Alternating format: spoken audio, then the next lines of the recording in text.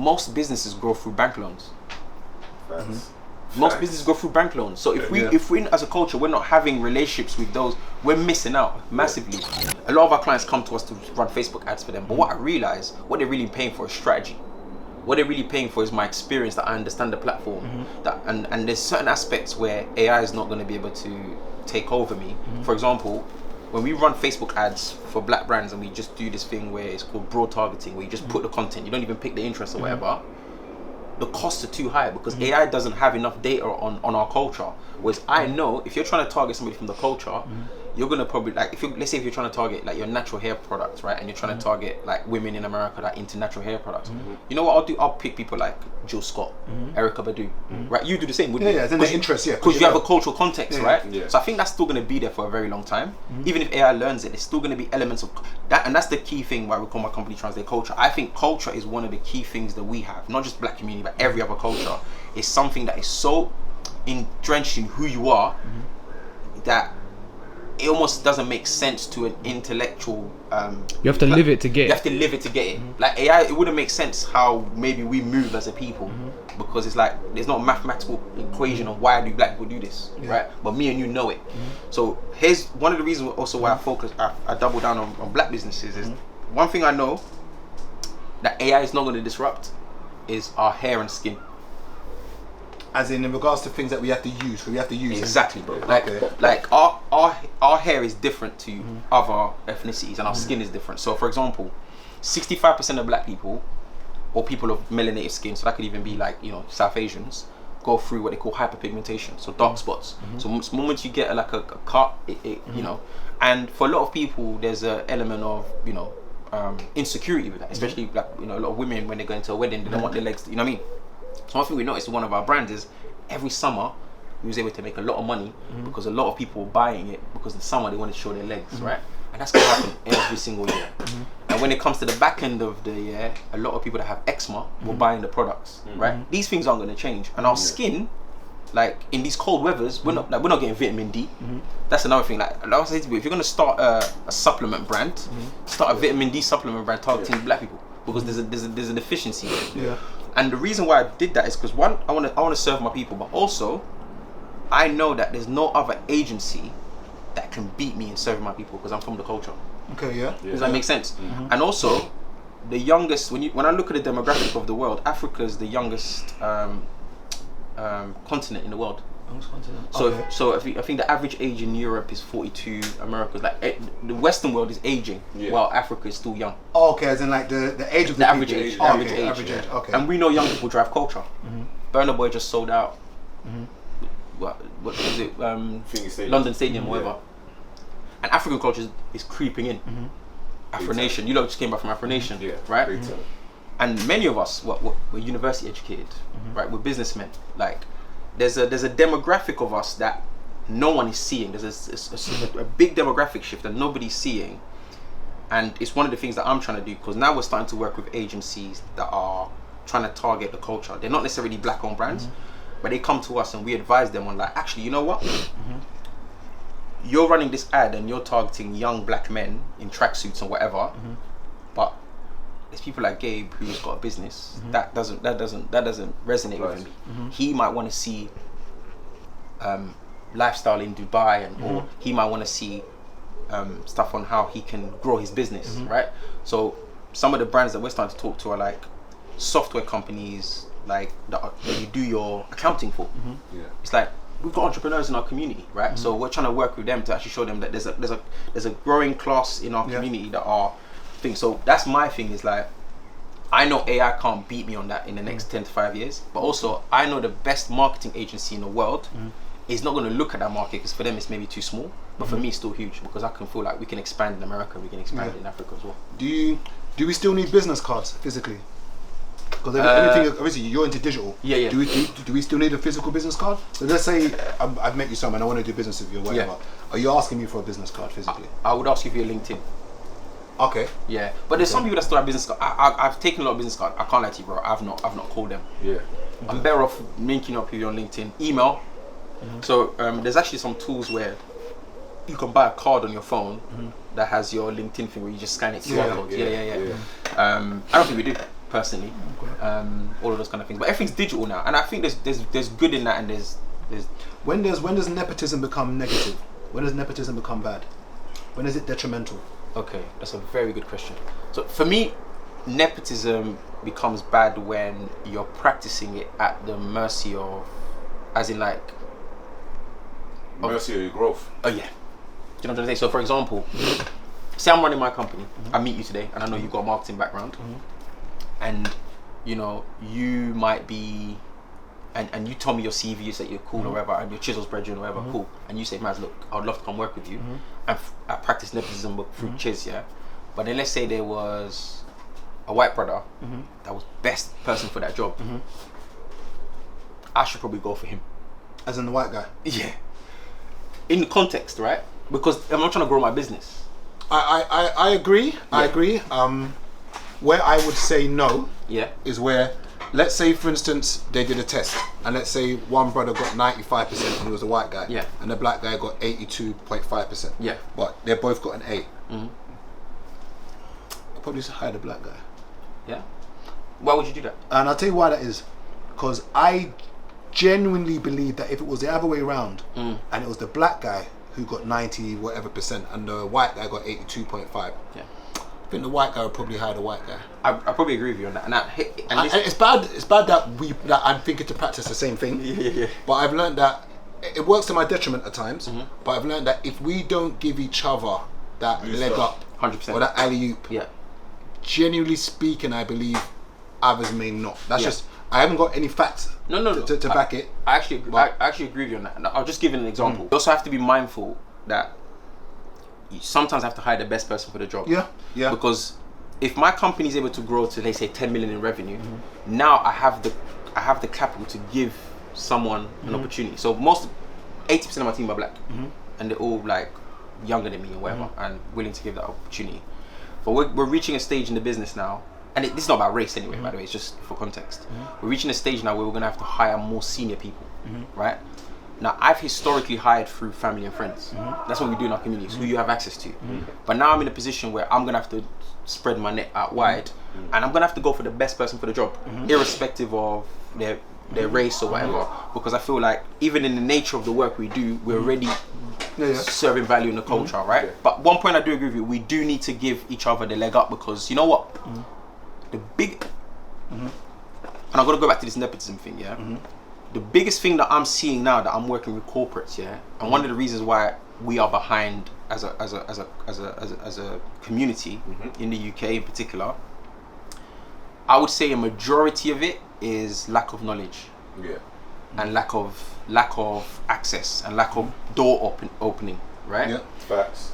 And it's not that we're less than, and yes, there will be element of systemic racism and people might face, but I actually think a lot of it is the fact that we're not sharing enough information, and we're not really we're gatekeeping too much.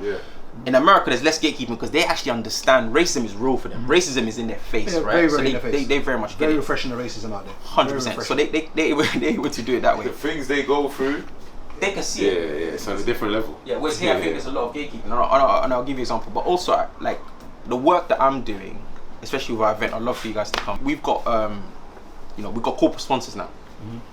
So one of the things that we saw was the trust that black businesses have with banks is the lowest of any demographic, any ethnic group.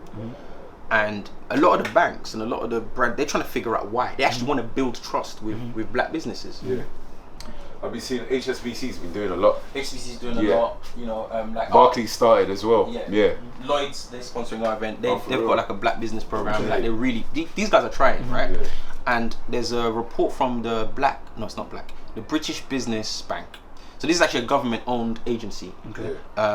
Remember back in the day they used to give, what was those loans? Startup loans. Yeah. That was a government thing to get people to start a business.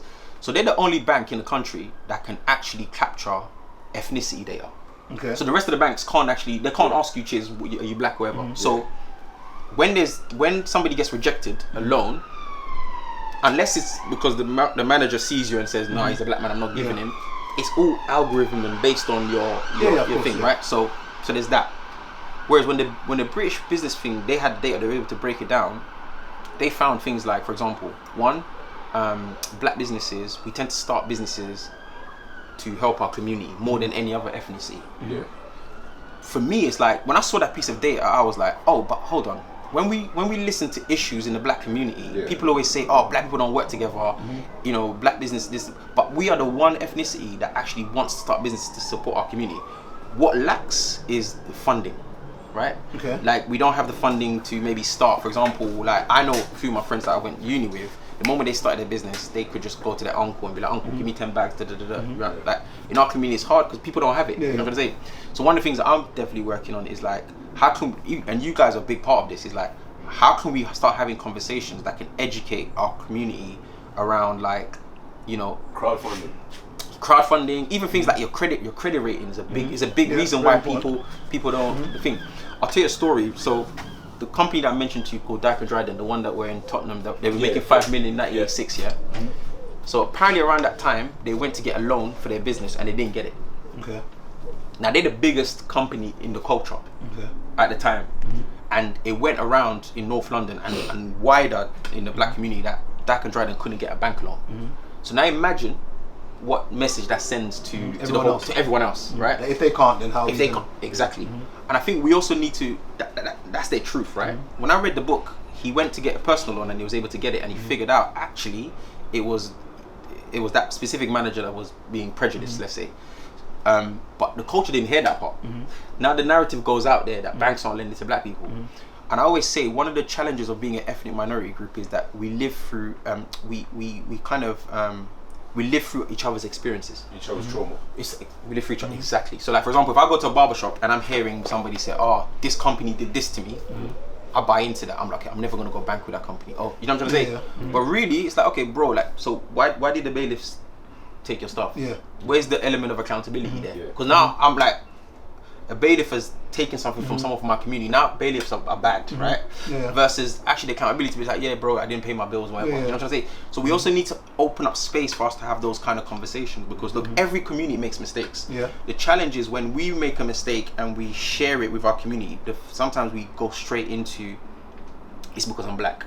And it might be the case, but the problem that happens is that gets passed on for generations. Because the first thing that attracted me to that business was the punchline that they made 5 million even though banks wouldn't lend to them, right? Which is true, but it's also half true, because they still ended up getting the loan. But as a culture, we held on to that narrative. So I think one thing that I'm trying to do, and like I say, I keep saying, for me, podcasters are the influencers of the future. Like what you guys are doing is heavily influential, because I watch you guys. I give you guys an hour of my time every day. So it's like every day. Not every day. I was going to say you're the number one fan, boy. Right, but so whenever it comes out, So it's like there's also an element of responsibility of like bringing in different voices, where we can, in a comfortable space, challenge some of the stuff, because most businesses go through bank loans. Most businesses go through bank loans. So if we as a culture, we're not having relationships with those, we're missing out massively. And it could be just, yes, one person had a negative experience. We also need to then step back as a culture. Why was that? Why did that happen? Because we're missing out on another opportunity. So, and just to summarize on that, I feel like my goal and everything we're doing is just making sure that we give the information to the people. When you're starting out a business, it's okay to grow slow. You know what I mean? It's okay to build a relationship with your bank from early, because go for it. Because one thing I've actually learned with this banking thing, how to get a loan, it's all relationships. So imagine you book a... and not having a CCJ. Because what is it? It is relationships. So if your credit is good, definitely relationships. You can still get a loan with a CCJ, depending on what you got the CCJ for. You're right, but at the same time, it's or you can get CCJs removed. Yeah, you can, but with the knowledge and the racism. It's like you said, credit rating is definitely one of the big things. It's always racism sometimes. Credit rating is definitely a big thing. Like, make sure your credit is back. And also, you gotta realize, when you go to get a business loan, the only thing they can go by is your personal credit. Because there's no other thing business credit to go by. So there's that. So credit is definitely one. But the part about relationship is like, say I open up a bank. Like I opened up with one of the fintech banks, like you know, the Monzos and the Starlink, because they're easy to open up. The challenge is, when my business got to a certain point, like I could not get a certain loan from them, but just because they're not really they're not big institutional banks. Does that make sense? Yeah. And a lot of the e-com businesses that we work with have faced the same thing. Easy to open up a bank with a smaller bank. To get money from them, but to get money is different because they're just about starting you. Whereas if you open up one with say a bigger thing, you may have a manager who can kind of work with you along the way. So at the point where maybe your business is struggling with cash flow, they can vouch for you. Yeah. So there's all these little things that I'm learning, and I'm like, like we've got to get this out to the culture because these are the things that everyone else knows. Yeah. Right. Yeah. It's like everyone else knows that this is the game you play, and leverage is everything in business. Like. You're starting businesses and stuff, and you've talked about like opening restaurants and stuff. Like you understand the importance of leverage, and so and that's what we're working on at the moment. Now, in regards to the digital marketing you do, so people are watching you now. So who should approach you, and where can they find you? So what's your, if you can give the web address to your agency, where they can find you, your socials, and also why they should use you. So now this is the part for you to pitch now as to why. Why should someone who's selling hair, selling clothes, someone who's doing public speaking, maybe Chizo, you're wearing his t-shirt right now. Yeah. Why making me money already? So why should someone use digital marketing and not do it themselves? Yeah, that's a good question. So name of the company, web address. Okay, I was going to ask you backwards, but I'll do it the same way you said it. So the company's called Translate Culture. Okay. Our website is translateculture.co, so CO. We're digital marketing agency, predominantly doing performance marketing. We've got 2 tiers of business. So we predominantly work with 7-figure e-commerce businesses, which I know there's not many in our community. That's who I work with directly. And the reason I do that is because I believe if they grow, they create opportunities and jobs and everything. But what we realize is there's like 95% of businesses that we don't get to work with. The way they can work with us is actually Direct to Culture, which is our event that we do every year. We also have a Direct to Culture Academy where we teach people every 2 weeks how to do ads themselves. Email marketing. We basically teach them digital marketing. I actually believe that 95% of people can do it themselves. So aren't you losing money doing that? So you might be gaining money on the front end, but you're not losing money on the back end. So here's the thing. We actually end up making money in the long term. So I'll give you an example. There's people that have come through our program where they've used what we taught them, but they've got to a stage now where it's too much for them. And then at that point they can then afford us. So it's a 360 thing. Direct to Culture is the event, and like I said, we do like bi-monthly training as well. And that's what. And then the last question was basically why they should use you, where can they find you, and so why should they use your company? I think for us, like, my main thing is like there's 3 key things that I built my business on, right? It's data, culture, and storytelling, right? So I always say, I believe the future of communication is in those 3 things, right? Data, we very much understand data, so we can look up the numbers, and because it's not my business, I can be objective. Right? I'm not gonna like lie to you. I'm gonna try and give you the the reals. So that's one thing. And then the culture part is, I'm from the businesses we work with. I'm from that culture. I have a very good understanding of the customer they're trying to reach. And the storytelling, which is the key part, it's the key part of marketing. Really, it's like, how do you connect with a customer within the first 3 seconds, get their attention, and then take them on a journey where they end up purchasing at the end. And that's something that I've got a relatively good track record on. So if you're a business that's trying to grow through digital marketing, you need an agency like us to understand those 3 things, because those 3 components are what's needed for you to be successful.